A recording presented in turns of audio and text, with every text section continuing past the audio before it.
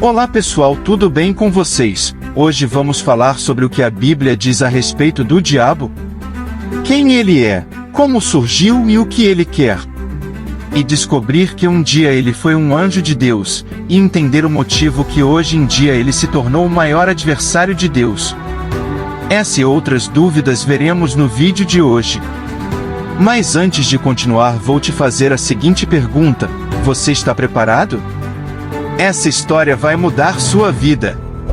Deixe seu like, se inscreva e ative as notificações para você não perder mais nenhum vídeo.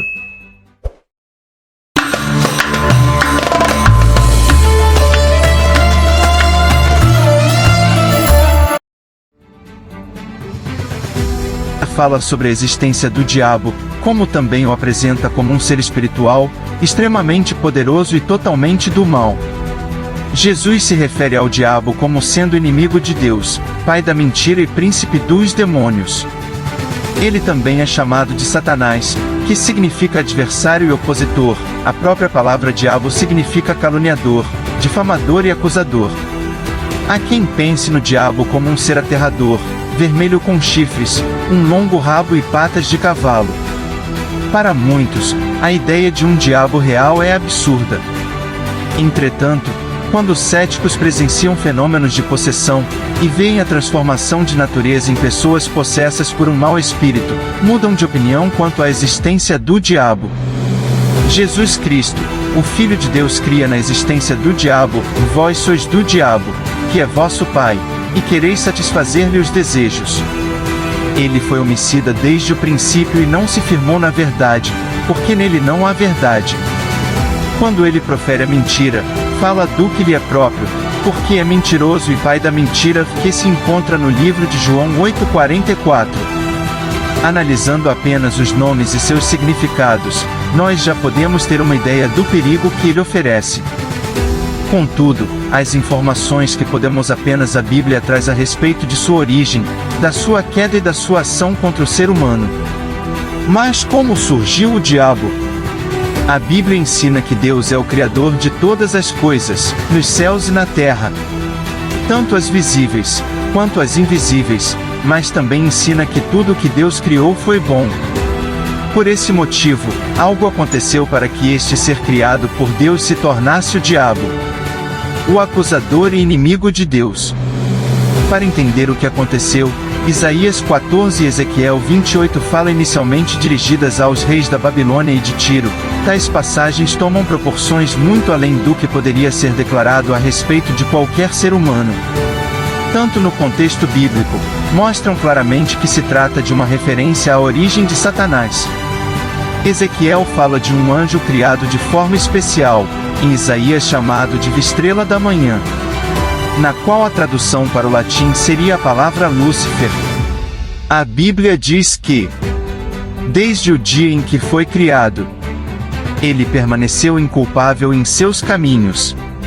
Ele é descrito como um modelo de perfeição, cheio de sabedoria e perfeita beleza, criado por Deus como um querubim, um anjo de alta hierarquia que, provavelmente, era o responsável por comandar a exaltação e a glorificação de Deus.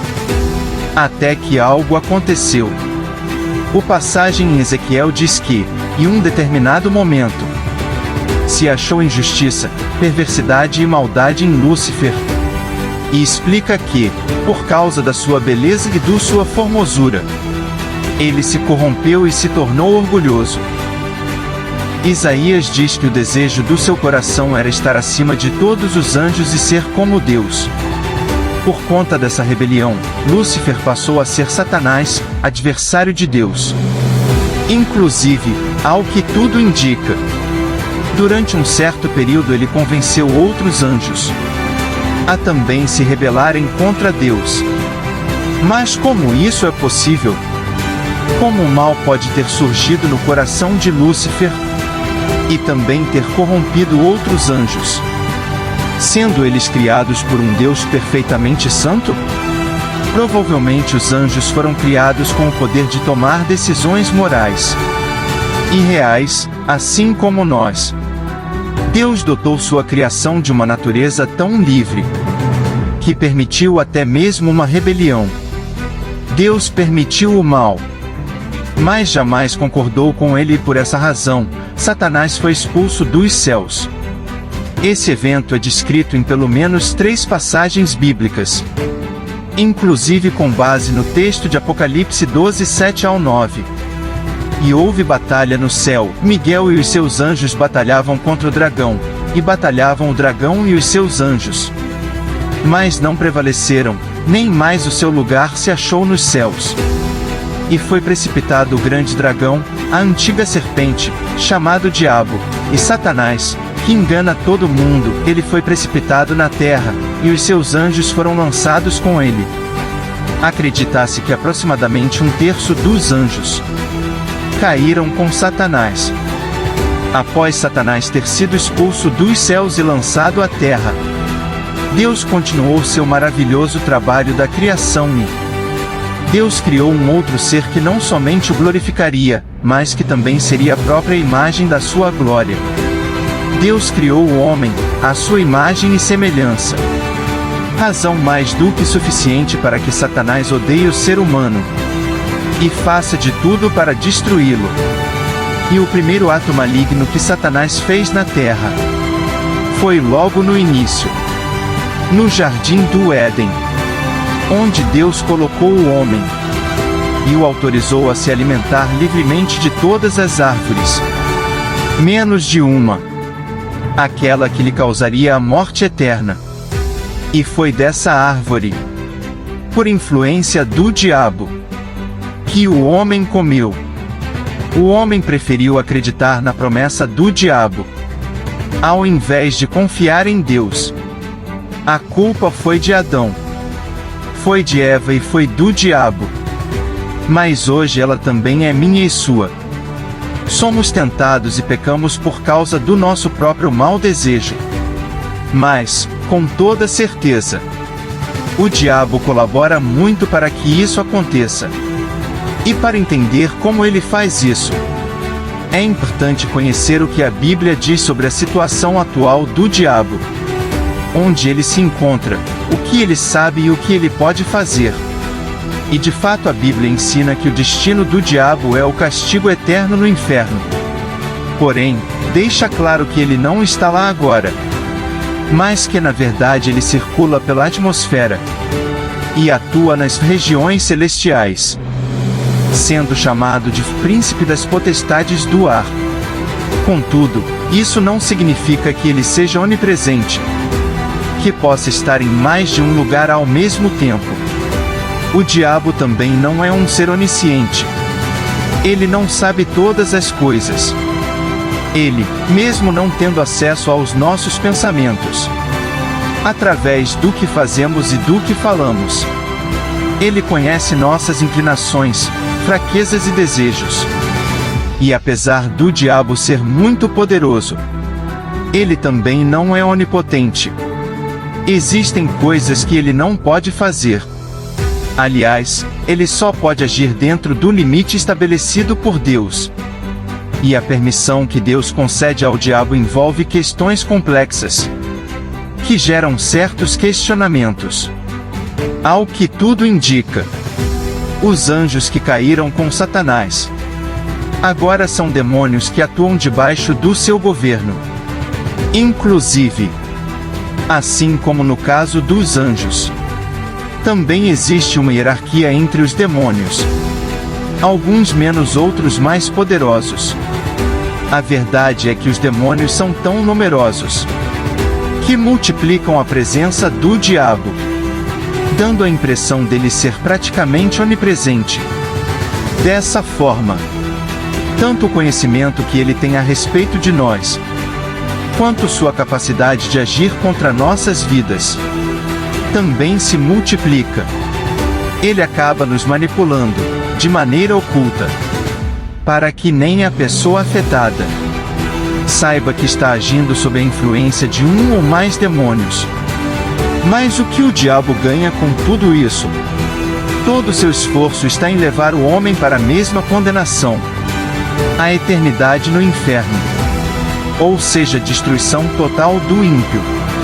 A principal forma de atuação e influência do diabo é o engano. Uma vez que entendemos que a Bíblia é a completa palavra de Deus e fonte de toda a verdade, ela se torna o único livro no mundo capaz de revelar de forma segura todas as mentiras do diabo. Por esse motivo, a sua estratégia é fazer com que o homem não leia a Bíblia. Caso ele a entenda, é fazer com que não creia.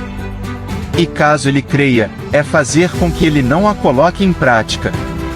Para cada um desses estágios ele se utilizará de uma mentira diferente. Mas por que Deus permitiu a maldade e o pecado do diabo? Deus é sábio e paciente e deixou que o diabo semeasse a sua semente e colhesse os resultados. Alguns podem perguntar: isso significa que Deus criou o anjo defeituoso? Não. Lúcifer tinha o livre-arbítrio, como nós temos nos livre-arbítrio. E isto é uma coisa maravilhosa, mas também muito perigosa, incluindo o risco de uma rebelião e possibilidade que o amor de Deus seja rejeitado. Vejamos que o amor real não pode vir de uma criatura pré-programada e não pode ser forçado, deve ser voluntariamente dado. Por exemplo, mesmo que seja bonito este cachorro robô, ele nunca poderá amar. Posso fazer que parece, mas só estará seguindo instruções pré-programadas. Mas um cachorro de verdade está realmente feliz em nos ver, ele decidiu dar amor. E essa relação se fará mais forte, enquanto eu amar e cuidar. Do mesmo modo, Deus de amor só quer um amor verdadeiro de suas criaturas. E para que isso aconteça, elas precisam ter o livre-arbítrio. A rebelião de Lúcifer é a maior evidência de que ele tinha essa liberdade. Mas agora a grande pergunta é: como Deus enfrentarei esta fase? Como lidaria com Lúcifer e com os milhões de anjos que se rebelaram? Muitos questionam por que Deus não acabou imediatamente com a rebelião, afinal ele poderia facilmente vaporizar ele com raio. Mas isto teria solucionado o problema? Não.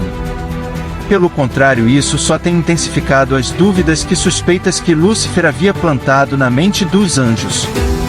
O Senhor sabia na sua sabedoria que a melhor forma de enfrentar a crise era permitir que tudo seguir seu curso. Esta seria a única forma de se assegurar que o mal não se requeria outra vez, deixando crescer ambos juntos até a ceifa. Vejamos Mateus 13:30. Deixai crescer ambos juntos até a ceifa, e, por ocasião da ceifa, direi aos ceifeiros: colhei primeiro o joio, e atai-o em molhos para o queimar, mas o trigo, ajuntai-o no meu celeiro. Deus sabia que com o tempo o caráter real de Lúcifer seria exposto e os amargos frutos de sua rebelião. O inimigo já está vencido, seus dias estão contados. Leia o que João viu em visão a respeito do que está para acontecer, mas a besta foi aprisionada, e com ela o falso profeta que, com os sinais feitos diante dela, seduziu aqueles que receberam a marca da besta e eram os adoradores da sua imagem. Os dois foram lançados vivos dentro do lago de fogo que arde com enxofre. O diabo, o sedutor deles, foi lançado para dentro do lago de fogo e enxofre, onde já se encontram não só a besta como também o falso profeta, e serão atormentados de dia e de noite, pelos séculos dos séculos. Então, a morte e o inferno foram lançados para dentro do lago de fogo. Esta é a segunda morte. Ele não terá mais o direito de atormentar nossa vida. Aleluia! Deus seja louvado pelos séculos sem fim da eternidade, porque nos amou e derramou seu sangue para o perdão dos nossos pecados. Essa é a grande oferta gratuita do Evangelho. Aceite-a e seja feliz para sempre.